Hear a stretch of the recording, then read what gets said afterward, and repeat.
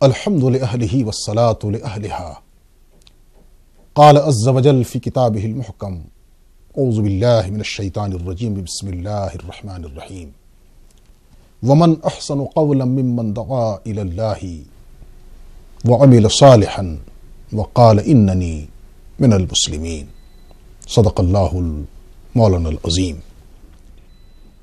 خواتین و حضرات، آج جس عظیم شخصیت کا ذکر خیر ہونے جا رہا ہے، انہیں دنیا حضرت خواجہ خواجگان شیخ معین الدین چشتی اجمیری سنجری رحمۃ اللہ علیہ کے نام سے جانتے ہیں۔ بر اعظم، بر صغیر اور ہند و پاک میں وہ امام طریق ہیں،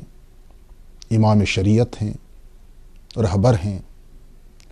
اور تصوف کے جو چاروں عظیم سلسلے ہیں، سلسلہ قادریہ، سلسلہ نقشبندیہ، سلسلہ سہروردیہ اور سلسلہ چشتیہ، تو پورے بر عظیم ہند و پاک میں سلسلہ چشتیہ کے بانی ہیں، اور انہی سے فیض پورے علاقے میں عام ہوا ہے۔ مورخین کے مطابق حضرت کی ولادت سن 534 یا 37 ہجری ہے، اور وفات 6 رجب المرجب 633 ہجری۔ عمر مبارک آپ کی 100 سال سے متجاوز ہے، ایک روایت کے مطابق 107 سال آپ کی عمر ہے، اور آپ نے پوری عمر اسلام کی تبلیغ اور اشاعت میں صرف کر دی۔ آپ پیدائشی لحاظ سے سادات حسنی اور حسینی ہیں، اور 11ویں پشت پر آپ کا سلسلہ نسب جناب امام الانبیاء سرور کائنات حضرت محمد مصطفیٰ صلی اللہ علیہ وسلم کے ساتھ جا کے مل جاتا ہے۔ آپ کے والد گرامی حضرت شیخ غیاث الدین چشتی سنجری رحمۃ اللہ علیہ سنجر کے رہنے والے، 3 بھائی ہیں آپ۔ 14 سال کی عمر میں مورخین لکھتے ہیں کہ والد کا سایہ سر سے اٹھا، آپ یتیم ہو گئے۔ وراثت میں آپ کو باغ ملا اور ایک پنچکی ملی، اس باغ میں اس کی نگرانی اور اس کی دیکھ بھال، آپ کی روزی روزگار کا سلسلہ اسی سے وابستہ۔ ایک دن اتفاق سے ایک مجذوب آ گئے، وہ مجذوب بھی حضرت عجیب و غریب حضرت ابراہیم ان کا نام۔ جو ہی وہ باغ میں داخل ہوئے تو حضرت خواجہ چشتی علیہ الرحمٰن نے ان کی خدمت میں انگور کے تازہ خوشے پیش کیے اور ادب سے ان کے سامنے بیٹھ گئے۔ وہ خدا رسیدہ مجذوب، جذب کی کیفیت ان پر طاری تھی۔ انہوں نے اس رویے اور سلوک کو دیکھا، بڑے متاثر ہوئے، انگور نوش کیا اور اپنی جیب سے آج کی اصطلاح میں تبرک سمجھ لیں کچھ نکال کر حضرت خواجہ صاحب کی خدمت میں پیش کر دیا کہ اسے آپ کھا لیں۔ جو ہی خواجہ صاحب نے اسے نوش کیا تو آپ کی کیفیت بدل گئی۔ ہم اس کو یوں بھی سمجھ سکتے ہیں جس کو علامہ اقبال نے کہا ہے کہ نگاہ مرد مومن سے بدل جاتی ہے تقدیریں۔ پھر آپ کی طبیعت اب اس باغ میں نہیں لگی، آپ وہاں سے رخصت ہوئے، ایک مقامی ادارے میں داخلہ لیا، قرآن کے حفظ کی تکمیل کی، اس کے بعد پھر سمرقند کا سفر کیا، تمام علوم حاصل کرنے کے بعد آپ بغداد تشریف لے گئے، اور وقت کے جو وہاں مرشد اعظم تھے حضرت شیخ خواجہ عثمان ہارونی رحمۃ اللہ علیہ، ان کی خدمت میں باریابی حاصل کی۔ ان کی نظر پڑی اور صرف ایک ہی نشست میں، ایک ہی دن میں انہیں حضرت خواجہ ہارونی نے بیعت اور خلافت کی ذمہ داری سونپ دی۔ اس کے بعد آپ مسلسل 20 سال تک اپنے شیخ کی خدمت میں رہے، عالم اسلام کا سفر کیا، حرمین شریفین گئے، یہاں تک کتابوں میں آتا ہے کہ جب آپ خانہ کعبہ میں حاضر ہوئے تو ہاتف غیبی سے آواز آئی کہ معین الدین تم ہمارے محبوب ہو، ہم نے تمہیں اپنی بارگاہ میں قبول کر لیا ہے۔ حج کی سعادت کے بعد جب مدینۃ النبی صلی اللہ علیہ وسلم حاضری کی سعادت ملی اور روضہ انور پر صلاۃ و سلام کے لیے خواجہ معین الدین چشتی حاضر ہوئے اور عرض کی السلام علیکہ یا حبیبی، تو روضہ انور سے جواب ملا وعلیکم السلام یا ولدی۔ پھر باطنی اشارہ آپ کو دیا گیا کہ آپ ہندوستان جائیں، بر صغیر متحدہ بھارت، اور وہاں اسلام کی ترویج و اشاعت کا کام کریں۔ مورخین یہاں یہ بھی لکھتے ہیں کہ حضرت شیخ نے عرض کی یا رسول اللہ صلی اللہ علیہ وسلم مجھے حرمین شریفین میں رہنے کی اجازت ملے۔ فرمایا تم معمور کیے گئے ہو، ہماری پوری توجہ تمہاری طرف رہے گی، باطنی توجہ، روحانی توجہ، تمہیں جس مشن کے لیے بھیجا جا رہا ہے اس کی تیاری کرو۔ اور مورخین لکھتے ہیں کہ خواب میں ہی حضرت خواجہ اجمیری علیہ الرحمہ کو پورے بر صغیر کا نقشہ، یہاں تک کہ اجمیر شریف جہاں آپ کو بالآخر جانا تھا اور جہاں سے ایک انقلاب، ایک خوشگوار انقلاب، سدا بہار انقلاب پیدا کرنا تھا، وہ تمام تصویر آپ کے ذہنوں میں خواب کے ذریعے سے ڈال دی گئی۔ بہرکیف بے شمار مشائخ کے ساتھ آپ نے ملاقات کی، بالخصوص دو نام بڑے اہم ہیں، ایک حضرت خواجہ نجم الدین کبریٰ رحمۃ اللہ علیہ اور دوسرے سرتاج اولیاء امام الاولیاء حضرت پیران پیر شیخ عبد القادر جیلانی رحمۃ اللہ علیہ سے ملاقات۔ یہاں یہ بھی کئی مورخین نے واضح کیا ہے کہ حضرت خواجہ معین الدین چشتی اور حضرت شیخ محی الدین عبد القادر جیلانی رحمۃ اللہ علیہ مامازاد بھائی بھی ہیں، گویا کہ قریبی رشتہ بھی ہے۔ اللہ تعالیٰ کی مشیت، رسول اکرم صلی اللہ علیہ وسلم کی باطنی ہدایت، آپ نے پھر بر اعظم ہند و پاک کا سفر شروع کیا، سندھ پہنچے، لاہور پہنچے، برسوں وہاں قیام کیا۔ بعض تاریخ نگار لکھتے ہیں اور سیرت نگاروں کا خیال ہے کہ 5 سال آپ نے وہاں قیام کیا، مقامی زبان سیکھی تاکہ اس علاقے میں دین کی دعوت دینے میں کوئی رکاوٹ اور ہچکچاہٹ نہ پیش آئے۔ اور پھر اس سے یہ بھی آپ نے پیغام دیا کہ زبان کے تعلق سے کہیں کوئی تعصب نہ ہو، جہاں جس زبان کی ضرورت پڑے اسے سیکھے انسان، تاکہ اسلام جیسے آفاقی دین کو پھیلانے میں، اس کے اشاعت میں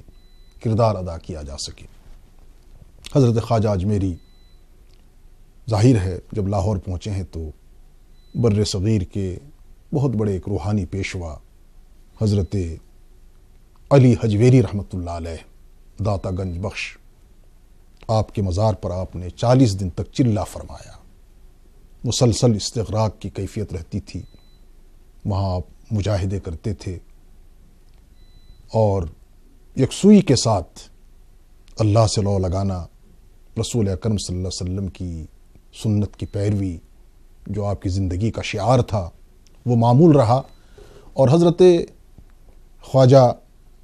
حجویری علیہ الرحمہ، حضرت داتا گنج بخش علیہ الرحمہ، جن کی کتاب مشہور ہے تصوف کی، اور اس کتاب کے بارے یہاں تک کہا گیا ہے کہ اس کا کوئی پیر نہ ہو، وہ اس کتاب کو مطالعہ کرے تو وہ پیر کا کام دے گی، یعنی شیخ وقت کا، نفس کی اصلاح ہوگی، تربیت ہوگی اور انسان باطنی لحاظ سے پاک و صاف ہوگا۔ یہاں میں ضمناً عرض کروں کہ تصوف جس کے بارے مختلف باتیں کہی جاتی ہیں،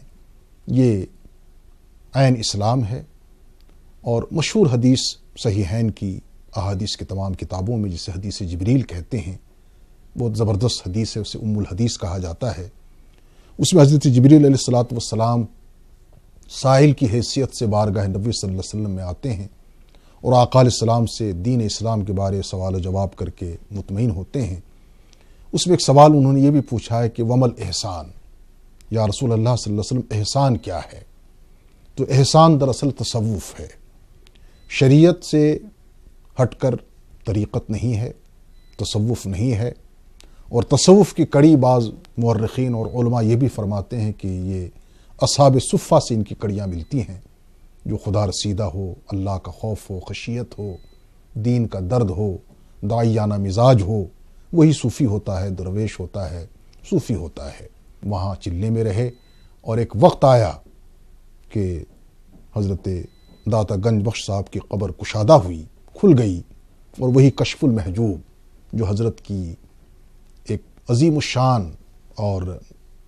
ایک اس طرح کی انمول تصنیف ہے جو تصوف اور سلوک کے تمام مسائل کا احاطہ کرتی ہے، وہ کتاب آپ نے وہاں سے حاصل کی، پھر اس کے بعد اس کی اشاعت ہوئی ہے، پھر وہاں سے آپ ہندوستان تشریف لائے، دلی قیام کیا۔ یہاں یہ بھی میں عرض کرتا چلوں کہ پورے راستے میں جہاں جہاں آپ تشریف لے گئے تو آپ کی ایک ایک نظر سے، ایک نگاہ سے لوگوں کی اصلاح ہوتی تھی، وہ مسلمان ہو جاتے تھے، کلمہ پڑھتے تھے، چونکہ آپ کا جو مزاج تھا وہ داعیانہ مزاج ہے، اور آپ انسانیت کے سب سے بڑے ایک بہی خواہ ہیں، اپنے وقت کے سب سے بڑے لوگوں کے ہمدرد ہیں۔ تو جہاں آپ تشریف رکھتے تھے جماعت آ جاتی تھی لوگوں کی، اور آپ سے متاثر ہو کر وہ اسلام اور ایمان کی دولت سے مالا مال ہوتی تھی۔ اور آپ حیران ہوں گے کہ جب آپ اجمیر تشریف لائے، وہاں سے جو آپ کے کرامات کا اظہار ہوا ہے، رانا ساگر، وہ پورا دریا، وہ تالاب، اس کا پانی خشک ہو جانا، تمام پانی آپ کے کوزے میں آ جانا، اسی طرح سے جہاں آپ نے قیام کیا وہاں سے دشمنوں نے بڑی کوشش کی، مخالفین نے بڑی کوشش کی آپ کو ہٹایا جائے، لیکن ہٹایا نہیں جا سکا۔ تو وقت کے وہاں جو حاکم تھے وہ بھی کلمہ پڑھنے پر مجبور ہوا، ایک دیو ہے، اس نے اسلام قبول کیا۔ تو بے شمار کرامات کا اظہار ہوا۔ معجزہ، کرامت یہ اللہ کی مشیت سے ہوتے ہیں اور دونوں حق ہیں۔ پیغمبر کی ذات سے جو غیر معمولی واقعہ پیش آئے اس کو معجزہ کہتے ہیں، اور ولی وقت کے ہاتھ سے جو غیر معمولی واقعہ یا بات پیش آئے اس کو کرامت کہا جاتا ہے۔ ان کا ظہور نبیوں اور اولیاء کرام کے ذریعے یہ اسلامی عقیدے کی بات ہے، اور تمام مسلمانوں کا اس پر اتفاق ہے کہ نبیوں کا معجزہ اور اولیاء کرام کی کرامت یہ دونوں حق ہیں، برحق ہیں، اور یہ مشاہد ہیں۔ تو بہرکیف حضرت سے کرامات کا ظہور ہوتا رہا، اور بنیادی لحاظ سے آپ کی جو سب سے بڑی کرامت ہے وہ دین حنیف پر آپ کا قیام، ایک ہاتھ توحید کے آپ علمبردار ہیں اور دوسری طرف متبع سنت۔ چنانچہ کتابوں میں لکھا ہے کہ ایک دفعہ وضو فرما رہے تھے اور وضو کرتے ہوئے وضو کا خلال کرنا آپ بھول گئے، حالانکہ وضو کا خلال کرنا یہ محض مستحب ہے، رسول اکرم صلی اللہ علیہ وسلم کی وہ سنت نہیں ہے کہ جس کی وجہ سے وضو میں کوئی کمی خامی رہ جائے، لیکن بہرحال ایک مستحب عمل، یہ خلال کرنا بھول گئے۔ ہاتف غیبی سے آواز آئی کہ آپ کو دعویٰ ہے کہ آپ رسول اکرم صلی اللہ علیہ وسلم کے عاشق ہیں، محب ہیں، لیکن آپ کی ایک سنت آج چھوٹ گئی ہے۔ یہ سن کر آپ پر استغراق کی کیفیت طاری ہو گئی، بے ہوش ہو گئے۔ ہوش میں آیا تو آپ نے ہوش میں آنے کے بعد عہد فرمایا کہ آئندہ اس طرح سے کوئی غلطی نہیں ہوگی، کافی محتاط رہیں گے۔ حضرت پر استغراق کی کیفیت طاری رہتی تھی، اچھی خاصی عمر ملی، 100 سال سے بھی زیادہ۔ تو لکھا ہے سوانح نگاروں نے کہ 70 سال تک آپ مسلسل رات کو جگتے رہے، دن کو تھوڑا سا قیلولہ فرما لیتے تھے، اور دن میں قرآن مجید ایک ختم کرنا اور رات کو پورا قرآن ایک بار ختم کرنا آپ کے معمولات میں شامل۔ اور اسی کے ساتھ ساتھ دن کو آپ پر جب استغراق کی کیفیت رہتی تھی تو آپ کے مریدین، خاص طور سے حضرت خواجہ بختیار کاکی اور حضرت قطب الدین، یہ آ کر آپ کو ہوش میں لانے کی کوشش کرتے تھے، آپ کو جنبش دیتے تھے، ہلاتے تھے۔ خواجہ صاحب آنکھ کھولتے فرماتے کیا بات ہے؟ تو مریدین عرض کرتے حضرت اذان ہو رہی ہے، آپ کو ہم نے جگایا ہے کہ تاکہ نماز کا اہتمام ہو۔ تو فرماتے تھے کہ میرا دل فرش سے جدا ہو کر عرش پہ جا چکا تھا، لیکن تم لوگوں نے مجھے بلا لیا واپس، واقعی شریعت مصطفیٰ را چارہ نیست۔ حضرت محمد مصطفیٰ صلی اللہ علیہ وسلم کی شریعت سے کسی کو کوئی چارہ کار نہیں ہے۔ اگر کسی کا قلب فرش سے جدا ہو کر عرش پہ چلا جائے اور جب اذان ہو اور اس کو نماز کے لیے پکارا جائے تو اسے عرش سے فرش پر واپس آنا پڑتا ہے۔ پھر آپ نماز کا اہتمام فرماتے تھے۔ تو بہرکیف آپ کی عظیم شخصیت، تو اصل جو آپ کا کارنامہ ہے جس پر مجھے عرض کرنی ہے اور جس پر زور دینا ہے وہ یہی ہے کہ آپ بنیادی لحاظ سے دین کے داعی، اللہ کے آخری رسول حضرت محمد صلی اللہ علیہ وسلم نے آپ کو جب بر اعظم اور اس بر عظیم میں بھیجنے کی ہدایت دی اور جو پیغام دے کر آپ نے بھیجا وہ ظاہر ہے اسلام کا پیغام ہے، دین کا پیغام ہے، محبت کا پیغام ہے، انسانیت کا پیغام ہے، ہمدردی اور رواداری کا پیغام ہے۔ اور پھر پروفیسر آرنلڈ جو علامہ اقبال کے استاد ہیں، لاہور کالج میں پہلے پروفیسر، پھر مسلم یونیورسٹی علی گڑھ میں وہ پروفیسر بنے، پھر وہ یہاں سے فارغ ہو کر اپنے ملک میں چلے گئے، کتاب لکھی دی پریچنگ آف اسلام، دعوت اسلام کتاب کا نام، یا اسلامی دعوت۔ اس میں پروفیسر آرلینڈ نے لکھا ہے کہ حضرت خواجہ اجمیری رحمۃ اللہ علیہ کے مبارک ہاتھوں میں 90 لاکھ لوگ مسلمان ہوئے۔ اس سے اندازہ کیجئے کہ تقدیر بدل گئی، تاریخ بدل گئی۔ پورے بر صغیر میں آپ نے اسلام کی عمارت کی جس طرح سے بنیاد اٹھائی، آج اس کو ہم جب دیکھتے ہیں تو کروڑوں کی تعداد میں مسلمان نظر آتے ہیں۔ یہ اسی مرد درویش کی محنت اور سحر آہی کا نتیجہ ہے۔ حضرت خواجہ اجمیری رحمۃ اللہ علیہ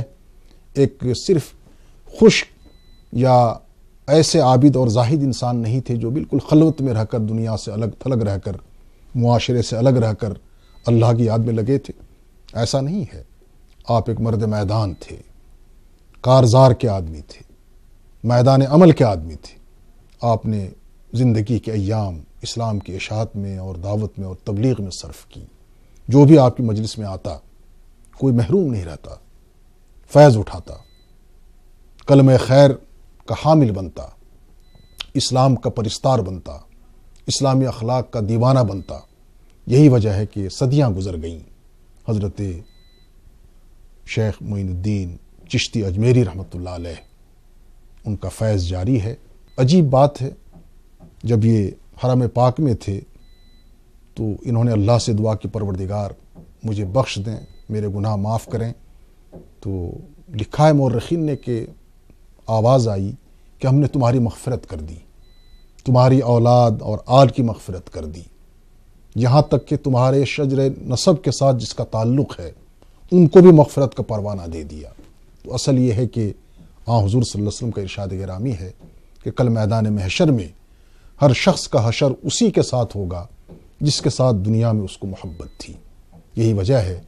لاکھوں اور کروڑوں پرستار ہیں حضرت شیخ معین الدین چشتی اجمیری سنجری رحمۃ اللہ علیہ کے، اور ظاہر ہے ان کے ساتھ جو دیوانگی ہے لوگوں کی یا عقیدت و محبت ہے، تو اس لحاظ سے نہیں کہ وہ خواجہ معین الدین چشتی اجمیری ہیں، بلکہ اس لحاظ سے کہ وہ توحید کے علمبردار، وہ رسول کائنات صلی اللہ علیہ وسلم کی سنت اور دعوت کے پیروکار اور علمبردار۔ یہی وجہ ہے کہ حضرت شیخ معین الدین چشتی اجمیری سنجری رحمۃ اللہ علیہ کے عرس پاک کے موقع پر پورے بر صغیر سے، پوری دنیا سے لاکھوں کی تعداد میں لوگ آتے ہیں اور آج بھی باطنی فیض وہاں سے حاصل کرتے ہیں، اور ان کے توسط سے حضرت حق جل مجدہ کے دربار میں جو دعا کی جاتی ہے، اللہ سے جو مانگا جاتا ہے اسے پورا کیا جاتا ہے۔ میں عرض کرنا چاہوں گا، آپ شریعت و طریقت کے امام ہیں اور سنت اور توحید کے علمبردار ہیں، اور یہی وجہ ہے کہ جب آپ کا انتقال ہوتا ہے تو انتقال کی صبح یعنی 6 رجب کو جب آپ کے کچھ خاص محب حجرے خاص کے اندر داخل ہونے کی کوشش کر رہے تھے تو بغیر دستک دیے دروازہ کھلا، دیکھا گیا کہ حضرت شیخ المشائخ، امام طریق اور سرتاج اولیاء خواجہ معین الدین چشتی اجمیری سنجری رحمۃ اللہ علیہ کا وصال ہو چکا ہے، اور ان کے چہرے مبارک پر طلائی حروف سے یعنی سونے کے حروف سے عبارت لکھی ہے، مات حبیب اللہ فی حب اللہ، کہ اللہ کا دوست اللہ کی محبت میں مارا گیا، دنیا سے اٹھا لیا گیا۔ یقیناً آپ کی محبت کا جو مرکز اور محور تھا وہ اللہ کی ذات تھی، چونکہ اللہ تعالیٰ نے قرآن مجید میں ارشاد فرمایا ہے کہ والذین آمنوا اشد حبا للہ، کہ جو اللہ سے محبت رکھتے ہیں وہ مومن ہوتے ہیں، اور مومن سب سے زیادہ اللہ سے محبت کرتا ہے۔ خواجہ معین الدین چشتی اجمیری رحمۃ اللہ علیہ مرد مومن تھے، مرد آہن تھے، مرد میدان تھے۔ انہوں نے پوری زندگی اسلامی شریعت کی ترویج اور دین اسلام کی دعوت کو عام کرنے کے لیے صرف کر دی۔ یہی وجہ ہے کہ آج چپے چپے میں ان کا نام بڑی عقیدت سے، محبت سے، عظمت کے ساتھ لیا جاتا ہے۔ اللہ تعالیٰ سے دعا ہے کہ ہمیں اس عظیم شخصیت کی پیروی کی توفیق عطا کرے، اور جو آپ کی تعلیمات ہیں، جو ہدایات ہیں، جو عین قرآن و سنت کی تعلیمات ہیں، ان پر چلنے کی توفیق عطا کرے۔ وقت کے ولی، وقت کے بزرگ اور پورے بر صغیر میں جن کا احسان، جن کے نقوش قدم قدم پر نمایاں ہیں، ان پر ہر مسلمان کو چلنے کے اللہ سے دعا مانگنی چاہیے اور توفیق مانگنی چاہیے۔ حضرت خواجہ اجمیری رحمۃ اللہ علیہ کے جو اور کارنامے ہیں وہ ایک مستقل موضوع کے حقدار ہیں۔ اب ضمناً صرف میں یہ عرض کروں گا کہ آپ کا ایک اور جو مزاج ہے دین کی دعوت کے ساتھ ساتھ، وہ بلا امتیاز خدمت خلق کا جذبہ ہے۔ چنانچہ مورخین لکھتے ہیں کہ ایک غریب سائل کسان وہ ہانپتا کانپتا حضرت کی خدمت میں حاضر ہوا اجمیر شریف۔ اس نے بڑی مشکل سے اپنے الفاظ ادا کیے اور عرض کی کہ حضرت، وقت کا جو حاکم ہے وہ میری جو زمین تھوڑی سی اس پر قبضہ کرنا چاہتا ہے، تو میں آپ سے سفارش کرانے کے لیے حاضر ہوا ہوں۔ چونکہ شمس الدین التمش جو اس وقت پورے ہندوستان کا بادشاہ ہے، وہ حضرت کا عقیدت مند ہے۔ اسی لالچ میں بیچارہ غریب آیا ہے کہ میری فریاد حضرت خواجہ صاحب کے توسط سے وقت کے بادشاہ تک پہنچے گی۔ حضرت خواجہ نے اس کی فریاد سنی اور فوراً آپ نے خدام کو حکم دیا کہ مجھے دلی کا سفر کرنا ہے۔ اعلان ہو گیا، اب آپ دلی کے لیے روانگی کی تیاری ہو گئی، چل پڑے۔ دلی میں آپ کے مرید ہیں حضرت خواجہ قطب الدین بختیار کاکی رحمۃ اللہ علیہ، صاحب نسبت اور عظیم شخصیت۔ انہیں معلوم ہے کہ جب بھی حضرت خواجہ صاحب دلی آتے ہیں تو پہلے سے پیشگی اطلاع ہوتی ہے، لیکن اس بار ان کو بھی اطلاع نہیں دی گئی۔ یہاں تک کہ جب حضرت خواجہ اجمیری دلی کی سرحدوں کے قریب پہنچے، خواجہ قطب الدین بختیار کاکی کو اطلاع ملی تو وہ تمام دوست احباب کے ساتھ استقبال کو نکل پڑے۔ آ کے عرض کی کہ حضرت، آپ نے بغیر کسی اطلاع کے دلی کا سفر کیا، ہمیں بتاتے، پہلے سے معلوم ہونا چاہیے تھا۔ حضرت نے جواب میں فرمایا کہ تم صحیح کہتے ہو، لیکن بات ہی ایسی پیش آئی کہ میں نے سوچا کہ تمہیں اطلاع دیے بغیر میں چل پڑوں۔ اصل یہ ہے کہ یہ سائل ہے، اس کا یہ مسئلہ ہے، اور میں نے سوچا بھی کہ تمہیں اطلاع دے کر وقت کے بادشاہ تک اس کی فریاد پہنچا دی جائے، لیکن میں نے جب غور کیا اور توجہ ڈالی تو محسوس میں نے کیا کہ اس غریب کی مدد کے لیے مجھے خود چلنا چاہیے۔ پھر خود انکشاف فرمایا کہ میں اس کی بات کو، اس کی سفارش کو بادشاہ وقت پہنچانے کے لیے جب چل پڑا ہوں تو مجھے یقین ہے کہ میرے ایک ایک قدم پر اللہ تعالیٰ مجھے ایک ایک رکعت نماز کا ثواب عطا فرمائیں گے۔ چنانچہ اس غریب کی فریاد جب وقت کے بادشاہ تک پہنچی تو فوراً اس پر عمل ہوا، اس کی بات مان لی گئی۔ تو اس سے معلوم ہوتا ہے کہ جو صوفی ہوتے ہیں، جو اللہ والے ہوتے ہیں،